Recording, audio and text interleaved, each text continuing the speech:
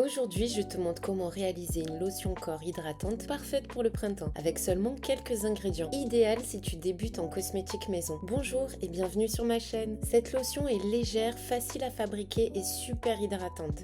Voici les ingrédients qui la composent. Une phase A, la phase aqueuse, avec de l'eau distillée et de la glycérine pour augmenter le pouvoir hydratant de la lotion. Et une phase B, phase huileuse. Pour le contenant, il faut qu'il soit assez haut et large pour pouvoir mixer la lotion une fois chauffée avec ton mixeur plongeant.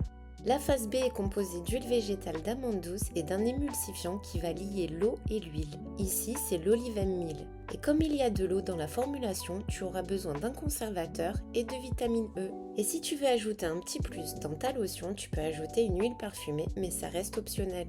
Allez, c'est parti, commençons la fabrication. Désinfecte tout ton matériel avant de commencer. Prépare 153,30 g d'eau distillée. Elle va hydrater ta peau et apporter de la fraîcheur. Et 9,24 g de glycérine végétale qui aide à retenir l'hydratation dans ta peau.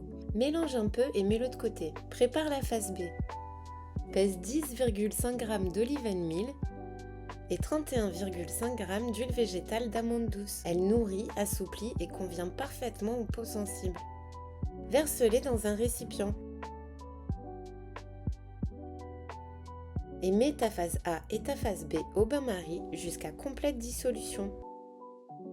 Pendant ce temps, prépare 2,1 g de vitamine E pour protéger les huiles et améliorer la conservation, et 1,26 g de Cosgar, le conservateur qui est indispensable pour garantir la sécurité de la formule. Pour l'option parfum, j'ai choisi une fragrance douce et lumineuse, or rose. On retrouve des notes de noix de coco, de pommes sucrées, de framboises et de groseilles, avec un cœur floral de rose, frésia et tulipe, et des notes plus chaudes de vanille, d'ambre, de musc et de cachemire. Pour ce parfum, le dosage maximum recommandé sur son certificat IFRA est de 2% pour le corps et de 1,5% pour les mains. Je vais en mettre 2,1 g, ce qui correspond à 1% dans cette recette. Donc cette lotion peut être appliquée sur le corps, mais aussi sur les mains. Lorsque tout est bien fondu, verse la phase A dans la phase B.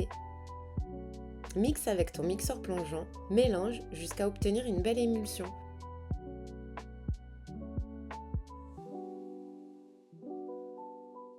Continue à mélanger avec une spatule. Pour refroidir un peu plus vite et épaissir l'émulsion, tu peux mettre ton pot dans un fond d'eau froide. Et continue de mélanger.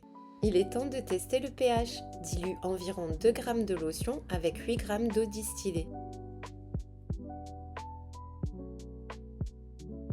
Utilise du papier pH ou un pH mètre pour être encore plus précis.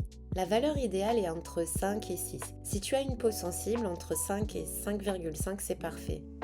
Ici, ma lotion a un pH un peu trop élevé. Pour le faire baisser, je vais utiliser de l'acide lactique. Des fois, une goutte peut faire baisser trop le pH. Pour éviter ce genre de problème, fais une dilution de 50% d'acide lactique dans 50% d'eau distillée. Cela permet de le faire baisser progressivement, utilise 1 à 3 gouttes maximum et vérifie le pH entre chaque goutte.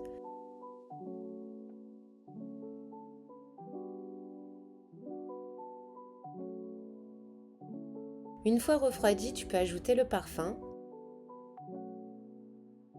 le Cosgar et la vitamine E.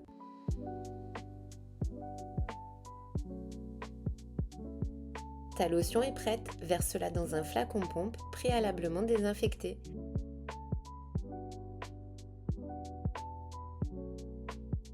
Et voilà, on obtient une lotion fluide, légère, qui pénètre rapidement et laisse la peau douce et délicatement parfumée. Merci d'avoir visionné cette vidéo. N'oublie pas de t'abonner et d'activer la cloche. Et à très vite pour de nouvelles expériences.